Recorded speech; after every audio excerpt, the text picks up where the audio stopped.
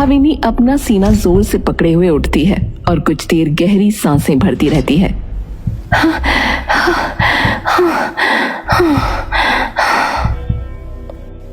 Bhavini side में रखी जग को उठाकर उसी पर मुंह लगाकर पानी पीने लगती है और अपने पैर बिस्तर से नीचे लटकाकर बैठ जाती है। दोनों हाथों से अपने बालों को अपने कानों के पीछे ले जाती है और दोनों हाथों से कसकर अपना बिस्तर पकड़ लेती है और गहरी सांसें भरने लगती है। भाविनी धीरे धीरे अपने बिस्तर पर वापस लेट जाती है और अपनी आंखें बंद कर लेती है।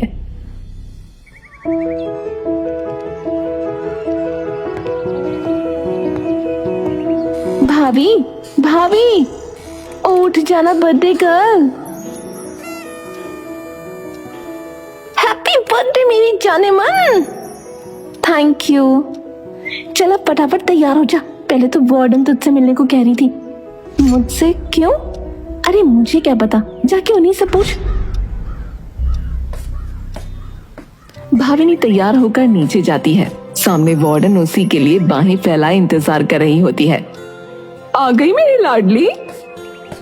वार्डन जाकर भाविनी को अपनी छाती से जोर से चिपका लेती है, फिर उसके चेहरे को अपने हाथों में भर के उसका माथा चूम लेती है। जन्मदिन की बहुत बहुत शुभकामनाएं मेरी बच्ची। और फिर से एक बार उसे अपने सीने से लगा लेती है। शुक्रिया मासी। तू अनाथालय जरूर रहती है, लेकिन मेरे लिए तू मेरी बेटी के समान ही है। भाविनी वार्डन का गाल खींचते हुए कहती है। थैंक यू मेरी प्यारी मासी। 18 साल की कब हो गई तू? जब 6 साल की थी तब यहाँ आई थी। 12 साल तो जैसे उड़ ही गए कहीं। मासी, आपने कहा था ना जब मेरा 18वां जन्मदिन होगा तो आप कुछ बहुत स्पेशल चीज दोगे। वार्डन एक गहरी सांस भर के राशि की ओर देखती है। कर दिए इसके कपड़े पैक? जी। कपड़े? कहीं जा रहे हैं क्या हम लोग? हम नहीं, सिर्फ हम दोनों। मतलब?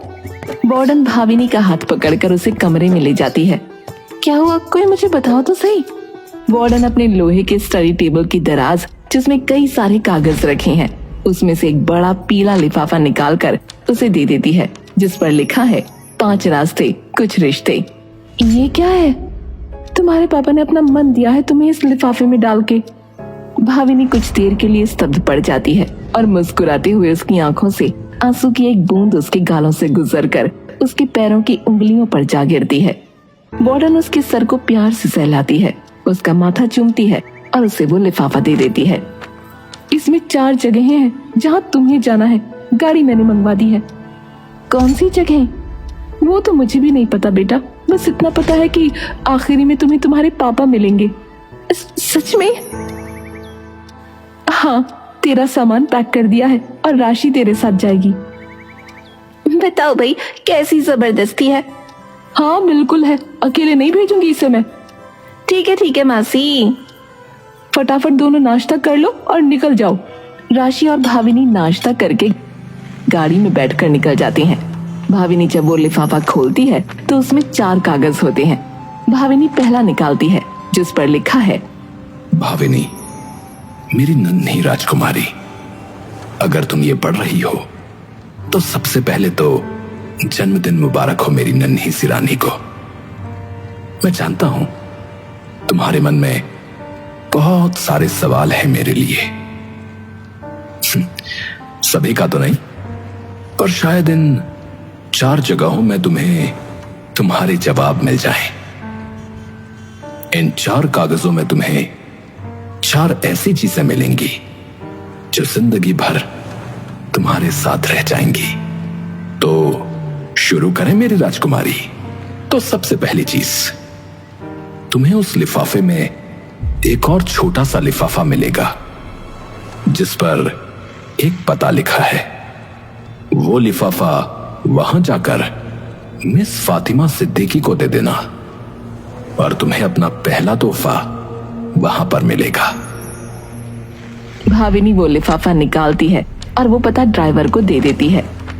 क्या लिखा था उसमें? भाविनी लिफाफे को अपने सीने से चिपका लेती है और आंख बंद करके मुस्कुराने लगती है। बस एक पता दिया है, वहां जाना है। चलो जी, चल पड़ते हैं। गाड़ी एक पुराने से घर के सामने आकर रुकती है। घर के बगल में एक बाग होता है जिसमें कई सारे फूल खिले होते हैं। भाविनी उतरकर दरवाजा खटखटाती है। जी जी नमस्ते, मैं भाविनी शर्मा। जी आदाब, पर माफ कीजिए मैं पहचान नहीं पाई। भाविनी वो छोटा सा लिफाफा निकालकर फातिमा को देती है। फातिमा वो लिफाफा फाड़ती है और देखती है उसमें कई सारे पैसे हैं। इसमें तो पैसे हैं? क्या? माफ कीजिए, हमें खुद नहीं पता था कि इस लिफाफे में क्या है। तभी फातिमा लिफाफे से एक कागज निकालती है और पढ़ने लग जाती है और एकदम से वो भाविनी की ओर देखती है। तुम राजवीर शर्मा की बेटी हो? जी हाँ। फातिमा एकदम से भाविनी के गले लगकर रोने लगती है। अरे आप लोग अंदर आइए, बाहर क्यों खड़े हैं, आइए ना अंदर। भाविनी और राशि अंदर आती हैं, आकर सोफे पर बैठ जाती हैं। आप लोग आराम से बैठिए, मैं आपके लिए ठंडा शरबत बना कर लाती हूँ। अरे नहीं नहीं, उसकी क्या जरूरत है। अरे आप राजवीर भाईजान की बेटी हैं, ऐसे कैसे जरूरत नहीं है। फातिमा अंदर शरबत बनाने चली जाती है। ये है कौन? तेरे पापा का चक्कर रहा होगा इनके साथ, पक्की बात है। फिर गया है क्या तेरा? कुछ भी, वो अभी भाई बोल के गई है ना उन्हें, और साथ में जान भी बोल के गई है। और वैसे भी इनके यहाँ तो आम बात है। और ये कहकर हंसने लगती है। तू चुप हो जा, मुझे भी पिटवाएगी वरना। फातिमा अंदर से शरबत लेकर आती है और उनके सामने रख देती है और वहीं बैठ जाती है। माफ कीजिएगा आंटी, मैं जानती नहीं आपके बारे में, क्योंकि जब मैं 6 साल की थी तो मेरे पापा मुझे अनाथालय छोड़ गए थे। तो क्या आपको पता है कि क्यों? मुझे भी नहीं पता बेटा क्यों, पर उनकी जरूर कोई बड़ी वजह रही होगी, वरना जब भी हमारे घर आते तो तुम्हें जरूर साथ लाते थे और तुम पूरा वक्त उनसे चिपके बैठी रहती थी। तुम्हारे अब्बू कभी उन्हें नहीं भूले जिनसे उन्होंने प्यार किया या जिन्होंने उनसे प्यार किया। मेरे शौहर उन्हीं के साथ आर्मी में थे, लेकिन अपने देश को बचाते वक्त उन्होंने अपनी जान गंवा दी। उनके जनाजे को कंधा देने वाले सबसे पहले शख्स भाईजान ही थे। और देखो, मेरे आसिफ और राजवीर एकदम भाइयों की तरह ही थे। तभी तो देखो, उनकी बेवा के बच्चों की सलामती के लिए इतने सालों बाद भाई पैसे भेज रहे हैं कि बच्चे बड़े हो गए होंगे तो भाभी को शायद जरूरत पड़ जाएगी। भाविनी की आंखें आंसुओं से भर जाती हैं। तुम्हारे पापा ने एक और चीज लिखी थी खत में। क्या? फातिमा एक कागज अपनी बगल से निकालकर उसे दे देती है। उन्होंने ये मेरे पति की पसंदीदा किताब में छुपाया था ताकि वक्त आने पर तुम्हें दे दूं। भाविनी मुस्कुराती है। ठीक है आंटी, अभी मैं चलती हूँ। आंटी नहीं, खाला बुलाओ अब से हमें। जी खाला। भाविनी और राशि वहां से गाड़ी में बैठकर अगली जगह की ओर निकल जाते हैं। गाड़ी में बैठकर भाविनी वो कागज खोलती है जो फातिमा ने उसे दिया। तो ये था तुम्हारा पहला तोहफा।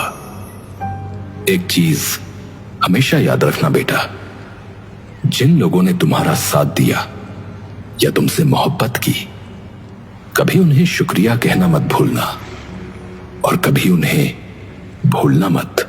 भाविनी राशि की ओर देखती है और अचानक से उसकी आंखों के सामने कई तस्वीरें दौड़ जाती हैं।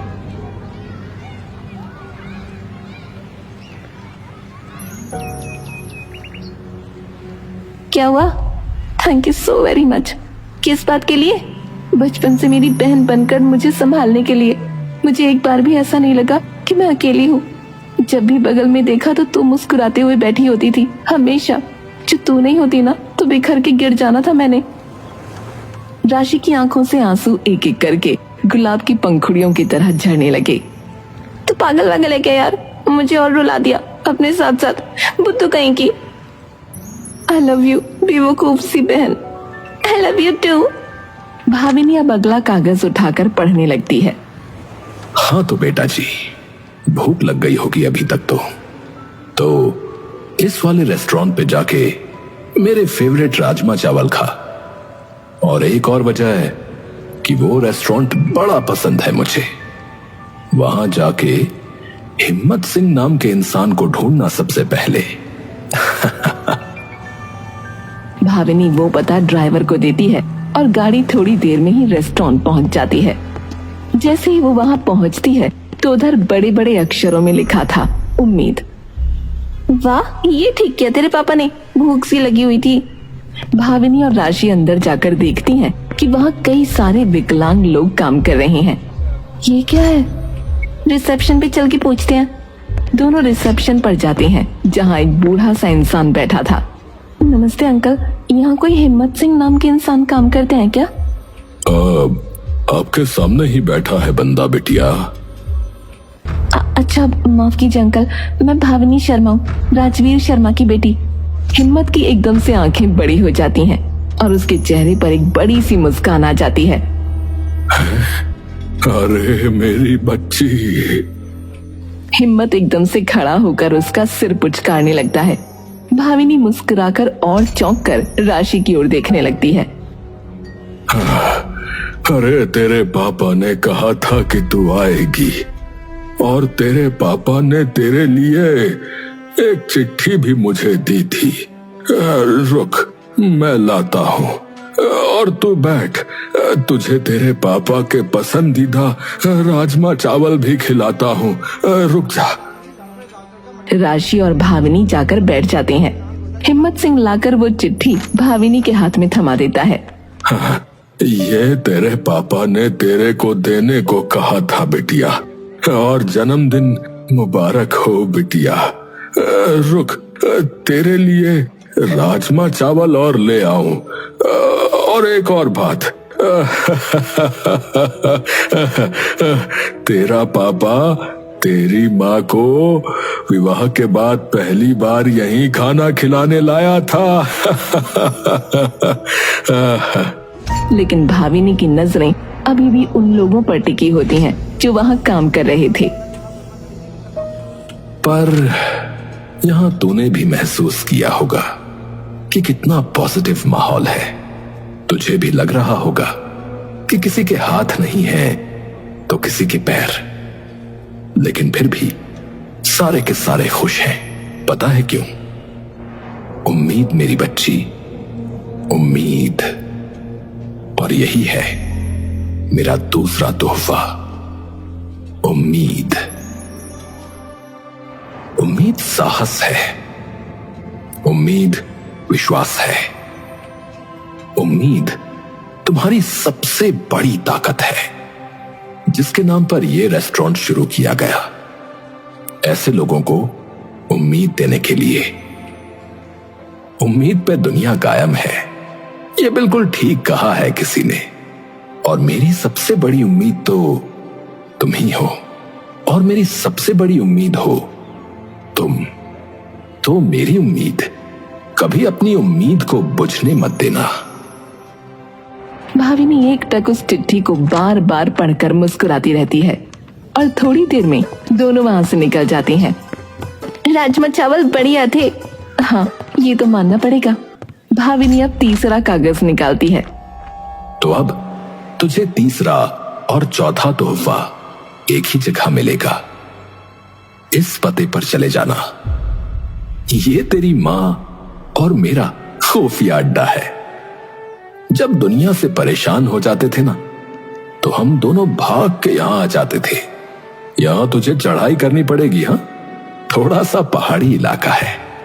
तो सबसे पहले तू साइड वाली परचून की दुकान से चाबी मांगकर दरवाजा खोलना और ऊपर वाले लिविंग रूम में जाना, जहां तू मेरे साथ मेरी रॉकिंग चेयर पर बैठ के सोया करती थी।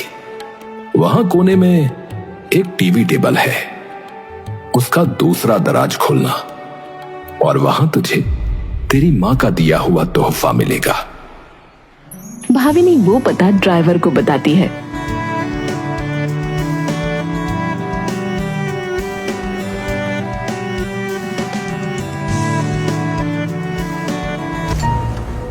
तब तक सूरज की किरणें तारों की टिमटिमाहट के पीछे छुप चुकी थीं।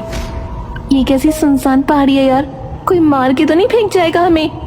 हाँ, इसीलिए तो मेरे पापा ने मुझे बुलाया है।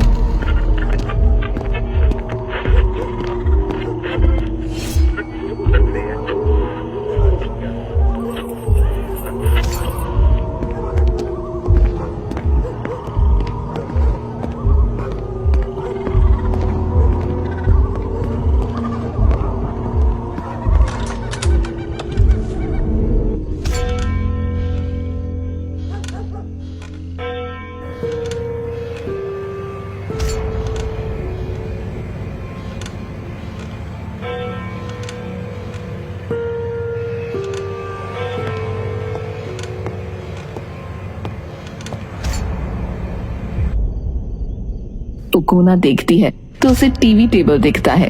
वो जाकर दूसरा दराज खोलती है। दराज में एक बड़ा सा कार्ड रखा होता है जिस पर लिखा था आई लव यू। भाविनी वो कार्ड खोलती है। अंदर उसकी माँ ने एक कविता लिखी थी। ए लाडो, जल्दी आना मेरे पास तू, तुझे चिपका लूं दिल से और चैन की एक सांस लूं। कब से इंतजार में हूँ कि तू आके मेरा हाथ थाम ले, और बस यही सोचती हूँ कि पापा से पहले तू माँ का नाम ले। तुझे कोई कहे कि औरतें कमजोर हैं, उन्हें अनसुना कर देना, वो बस शोर हैं। अरे हम औरतों ने दुनिया बना दी, तो हमसे प्रबल कौन हुआ? जो तपते शरीर में घर संभाल गई, जो चांद पे भी चली गई, तो बता उससे सफल कौन हुआ? तुझे भी हक है उड़ने का इस नीले आसमान में, तू शोर बन जा परिवर्तन का जमाने के हर कान में। अरे तू तो सदियों से अंधड़ की आदि है, तो फिर किस बात का भय है? ये उठी उंगलियां भी झुक जाएंगी, ये बस बीतता समय है। भाविनी मुस्कुराकर एक गहरी सांस भरती है, उस कार्ड को चूम लेती है। जब भी उड़ूंगी माँ तो तुम्हें साथ लेकर उड़ूंगी। भाविनी अब आखिरी पन्ना निकालती है और पढ़ने लगती है। पढ़ी कविता अपनी माँ की? सुंदर थी ना? बहुत। बेटा, एक औरत से ज्यादा ताकतवर न कोई मर्द कभी हुआ और न कभी होगा। ये तेरी माँ ने तब लिखी थी जब तू उसके पेट में 6 महीने की थी। उसे पता नहीं कैसे, पर पता था कि बेटी ही होगी। जब तू पैदा हुई तो डॉक्टर ने कहा कि बच्चे और मां में से कोई एक ही बच सकता है।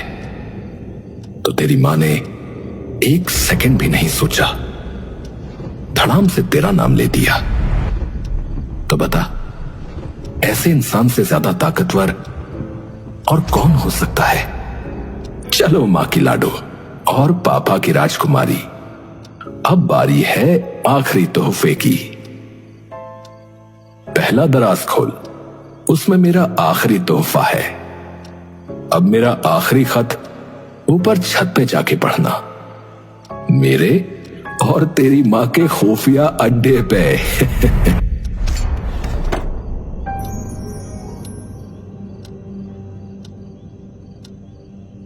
भाविनी वो खत और तस्वीर लेकर ऊपर चली जाती है। पूरा आसमान तारों से भरा होता है। भाविनी के साथ राशि भी ऊपर आकर बैठ जाती है। भाविनी वो खत खोलकर पढ़ने लगती है। तो ये है मेरा आखिरी तोहफा। माफ करना बेटा, पर जब तुझे यह खत मिलेगा तब तक मैं इस दुनिया से बहुत दूर जा चुका हूंगा। भाविनी धीरे से बिना हिले आसमान की तरफ देखने लगती है। क्या हुआ? पापा अब इस दुनिया में नहीं है, पर मुझे कहीं ना कहीं वो बात पहले से ही पता थी, क्योंकि अगर होते तो मेरे पास जरूर आते, और नहीं भी आते तो इस बेटी को जरूर पता होता कि वो कहाँ है। पर कभी लगा नहीं ऐसा। आई एम सो सॉरी यार। कोई नहीं, तू है तो सही मेरे पास, मेरी माँ बाप सब कुछ, हमेशा हमेशा। भाविनी फिर से खत पढ़ने लगती है। माफ करना बेटा, तुझे एकदम अकेला छोड़ गया। मेरा रोज मन टूटता है ये सोचकर कि तुझे अकेला छोड़ दिया। जब ये बीमारी हुई मुझे तो लगा कि ठीक हो जाएगी, क्योंकि तू थी मेरे साथ। लेकिन मैं उस दिन टूट गया जिस दिन तुझे कोने में डरकर छिपे हुए देखा, क्योंकि मैं दर्द बर्दाश्त नहीं कर पाया और बाहर चिल्ला पड़ा। तो तू डर के कोने में दुबक गई, और जब डॉक्टर ने कहा कि बचने का कोई चांस नहीं है, तब मुझे लगा कि मैं ये दर्द 100 साल बर्दाश्त कर सकता हूं, पर तेरा दर्द, तेरा अकेलापन मुझसे बर्दाश्त नहीं हुआ। इसलिए तुझे छोड़कर आना पड़ा।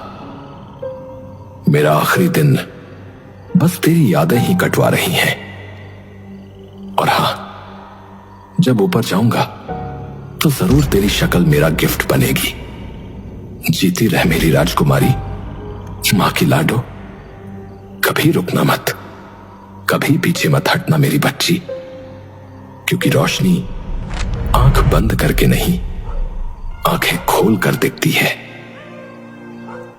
वो तारे टिमटिमाते हुए देख रही हो ना, वहां तक जाना है तुम्हें, तो बस चलते रहना मेरी बच्ची।